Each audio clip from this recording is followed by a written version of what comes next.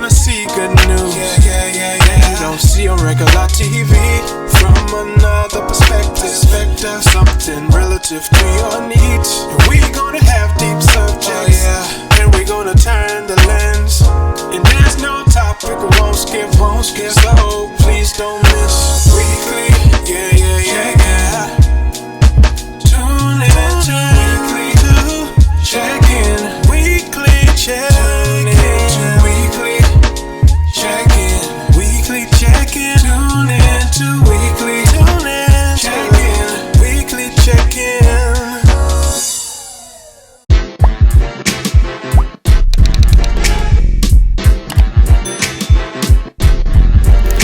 The Amazon union fight that is going on in Bessemer, Alabama. Bessemer, which is a suburb of Birmingham, Alabama. In Bessemer, there is an Amazon fulfillment center, and they have been the 5,800 workers that work, who are 80% Black, majority women, have been fighting to become unionized. And so I first want to talk about what is, because unions have been dismantled, a lot of them over the decades. What is the importance of a union? Because I think unions have gotten a lot of bad rap, particularly in the Trump era. So first, I want to do some little correction. Bessemer, I wouldn't necessarily call it a suburb of Birmingham. It's almost halfway between Birmingham and Tuscaloosa. I went to Stillman College in Tuscaloosa, Alabama, and so I want to set that straight. And I also want to. What would you call it? It's its own city. It's a country. It's a small town. I mean, gotcha. It's almost halfway between Tuscaloosa and Birmingham. And the reason that that's important is I'm going to tell you why it's important and why it ties into another conversation. So can I ask you a question? How far is it from Birmingham? What's the drive? 30 minutes. Okay, all right. It's south. 30 minutes south. If I'm for sure, because I looked at the map. Southwest. Okay, yeah. Mm-hmm. Southwest, yeah.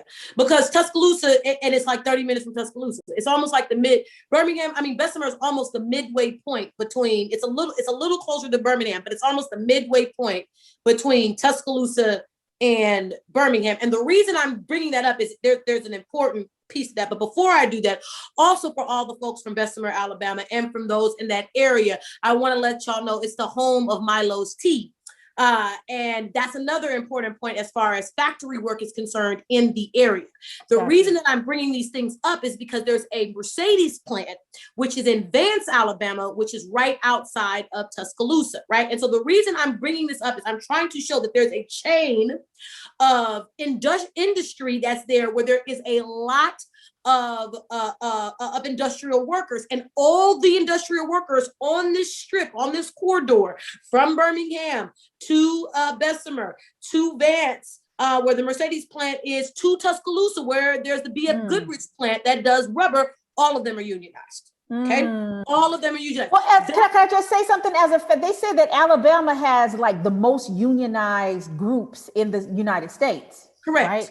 Correct. And one of the biggest reasons that Alabama has that is because of the steel industry. Alabama was known for the steel industry. And as everyone knows, American steel and steel workers were heavily protected. And so one of the biggest reasons, so this is the benefit of when you go to school out of state, right? So I went to Stillman College in Tuscaloosa, Alabama, between the years of 2005 and 2008. And so I stay very much connected to that community. I travel back through there often. I have lots of friends that were born in Tuscaloosa or are from around surrounding cities, and they consider Tuscaloosa to be a city. Now, as a girl from Oakland, California, it's a little town to me, but it's definitely a city. And the reason that I wanted to point this out, right? I was being very intentional about this, because if you were to look spatially at a map, what you will see is that down this line of corridor is all of these unionized groups. Amazon is the spot that sticks out in Bessemer, right? It sticks out by being the only non-unionized group, right? One of the biggest fights on that Mercedes had getting into Vance, Alabama, which is right outside of Tuscaloosa. It's about a 10-minute drive outside of Tuscaloosa, is the idea of being a union access. And so the reason, again, that the state of Alabama has has this high profile when it comes to union is because of steel workers and the fact that steel was manufactured down there, and their contributions to our world wars, right? World War I and World War II by being these steel producers. Okay. So there's a long history here that these Black women are tapping into. And that's why it's extremely important that we highlight that, because this is not unusual, right? They're only asking for what other workers in the state have based upon a legacy of unions that have existed in the state beyond because of steel. That's interesting. So can you talk about what are the benefits when you become unionized? Somebody. So one of the biggest benefits to unionization, and we see this, we saw this earlier, and it's not as much of a benefit now, but was healthcare, right? So when you unionize, then you're able to get a group rate when it comes to when you're able to unionize, you're able to get a group rate with healthcare, with the healthcare insurance or carriers. And the reason that this is important, I would say, in Alabama is because they did not extend Obamacare.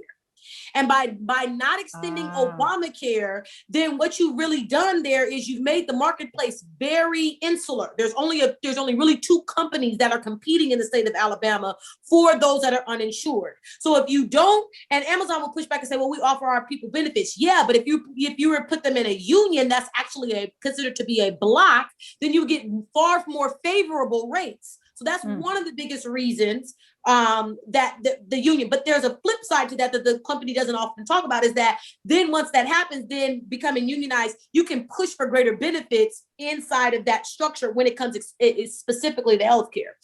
The other big thing about unions is work conditions, right? They can dictate a level of a pay raise based upon inflation, right? That's right.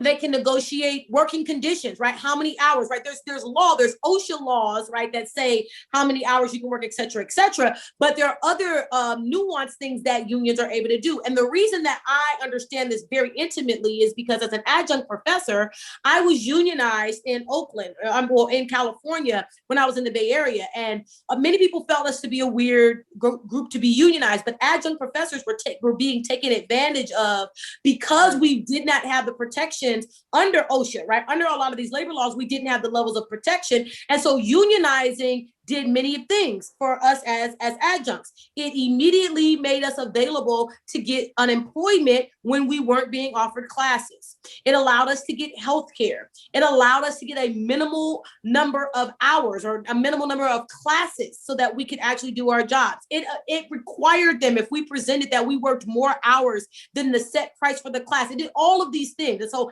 I'm using my own experience for where unions have really helped, right? In many ways, helped me as a professor get more equity in a system. And the reason that I wanted to again present the idea that all of these other places along this 65 corridor have that protection except for Black women. Again, we are leaving Black women vulnerable when other people historically, poorer whites, Black men have gotten those protections that these Black women are asking for.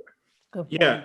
And also one of the things I wanted to bring up in regards to this specific union, in regards to Amazon and these workers, they are being looked at as like the jumping off point. If this vote goes to unionize, you're going to see a lot of more unions throughout other states. And if it doesn't, you're going to see a harder push to get unions into other places. So it's interesting because this is kind of being looked at as the hub of unionization against Amazon, period. And Amazon is smart and cunning in their ridiculousness, though, because even though they have some things that are like one of the biggest complaint I read from the workers was we have 2 30-minute breaks in an 11-hour day.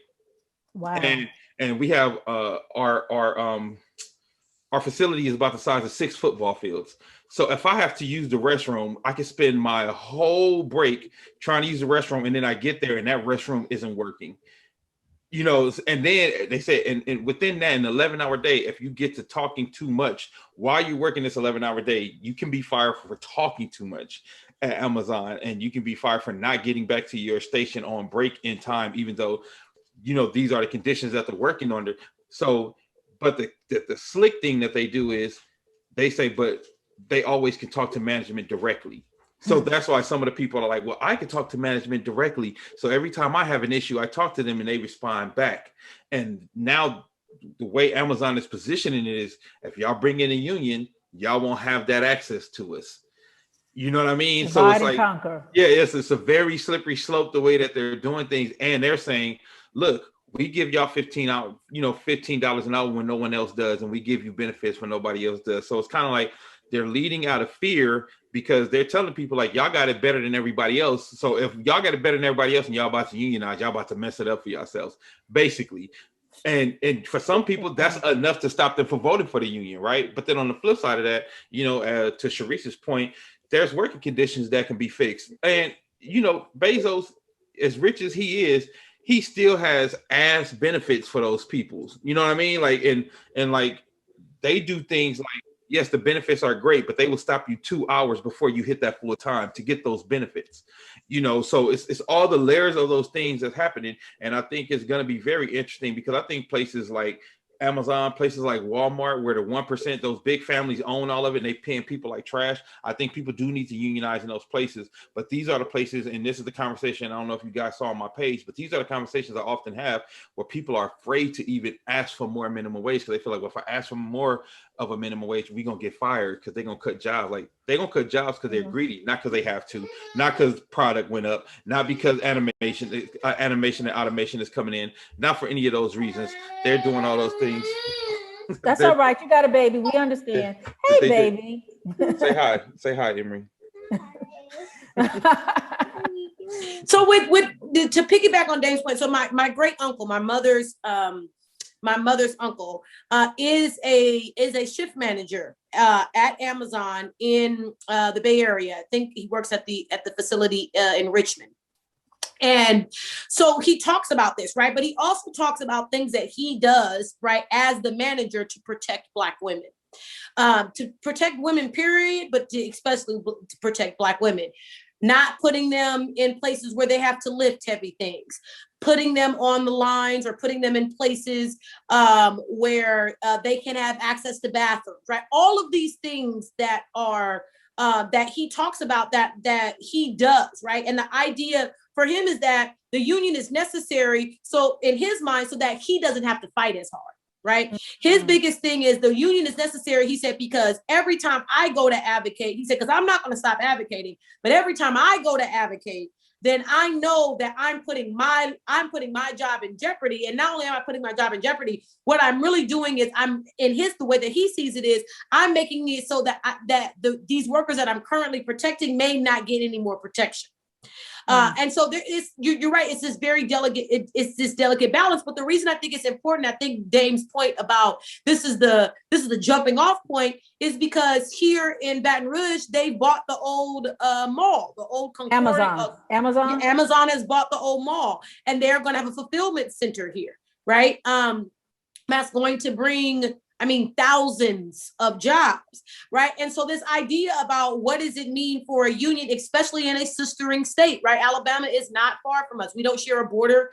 Louisiana doesn't share a border with Alabama, but I can be in Mobile, Alabama in 3 hours. And so the idea that, in a sistering state, we see this fight then for, we see this large fight for a union will speak to what happens right here in Baton Rouge. And I also want to add, as you pointed out, Dane, that everybody in the United States is looking at what happens in Alabama. Everybody in the world is actually looking about what happens in Alabama, right? Because there's Amazon fulfillment centers all over the world. And there was this huge, there was, and this is a mea culpa. Arc Republic reported that Bessemer, Alabama workers were asking people to boycott Amazon. That has come out to not be true. That it actually has been consumers who have been promoting this boycott, not the actual Amazon workers.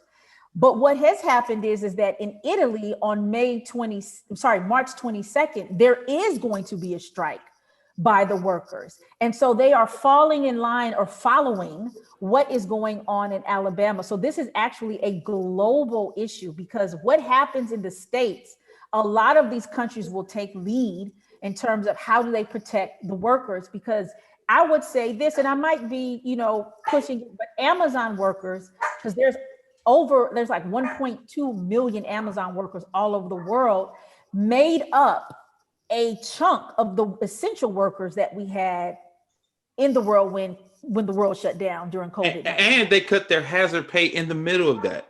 And that's one of the biggest reasons they wanted to unionize, because in the middle of that, all the money they were making, because I think Jeff Bezos is one of the people who he gained an extra $2 or $3 trillion because of COVID, because everybody went to ordering stuff online. And in the middle of him making all that money and all that profit, they cut those people's hazard pay.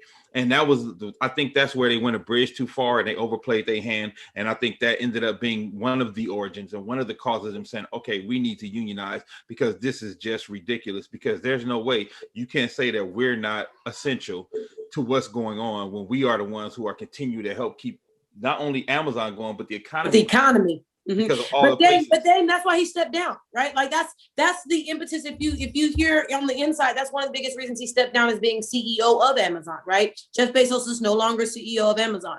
And Kaya, to your point, one of the biggest reasons that that not only just the consumers but the vendors of Amazon were pushing for strikes or pushing for breakdowns is because Amazon has, if you ever seen the documentary on them, they have some very villainous types of practices. Mm-hmm. And one of the things that I've experienced this directly myself. So I bought a bed. I'm gonna give you this as an example. I bought a bed with Deal Beds, right? Deal Beds is a smaller company that sells on the Amazon platform. And we're seeing this now. Walmart's doing this, Target is doing this to try to get you, Target has a name, and so they allow other vendors to sell on their sites, right? And so I bought the bed with Deal Beds. FedEx delivered the bed. The little girl who was too little to handle this big heavy bed threw it off the truck and broke it.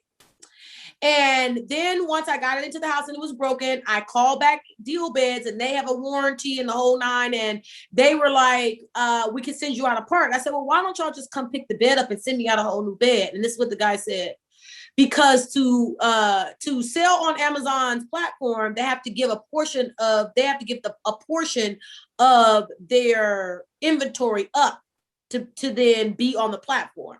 So if you're giving a portion of your inventory up, and we're in a pandemic where parts like motors and lead and anything that's coming from overseas is slowing down, then you have crippled my business, because the only business where I can really do business is on your site. Because you have then made me sign a contract where I have to give where a certain percentage of my inventory has to be available to you at all times, and you don't house it. I house it, right? Which is why when we talk about these fulfillment centers, a lot of this stuff is not at the fulfillment center. A lot of this stuff that Amazon is selling on these platforms are still in the fulfillment centers of these small businesses that are selling on the platform. So it's all of these layers that are here, layers that a lot of times these Amazon workers very much understand, and they're willing to strike, but they're not willing to shut down the entire infrastructure, because $15 an hour in Bessemer, Alabama is good money. And they do not, and so they don't want to be in a position where they don't have a job, but they do want to be in a position where they're treated fairly. And that is what the union is about. It's about level the playing field. And I agree with Dane. Had they not been so greedy and not cut this hazardous pay, we may not even be having this conversation.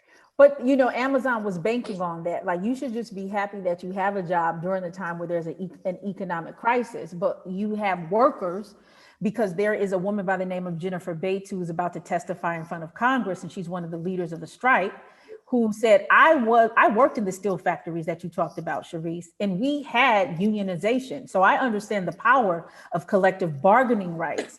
And I can say this, as a stepmom, my stepson was working in a warehouse, and he was an essential worker, and he walks up and there's this big white tent. Nobody tells him really what's going on. So he, shortly thereafter, he discontinues his work there.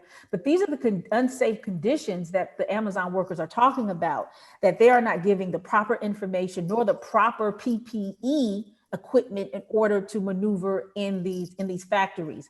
As well, I think that the protection of Amazon workers will also feed into our food source and our food systems, because you have You see what I'm saying? Amazon, who controls Whole Foods and, you know, all of these other food systems. If they're exploiting the workers at the fulfillment centers, they're going to exploit the people who are supplying our food, right? So, and bigger than that, Kaia, the handwritings on the wall. Because what did Bill Gates go and buy during this? Here we go. What did Bill Gates go and buy during this pandemic? Farmland, right? Farmland. So we know where this is going, right? So because I know that I'm in an oppressive part of this chain, what I'm going to do is stand up where I am in this oppressive part, because many of us could they could literally shut the Southern Corridor down in that fulfillment center.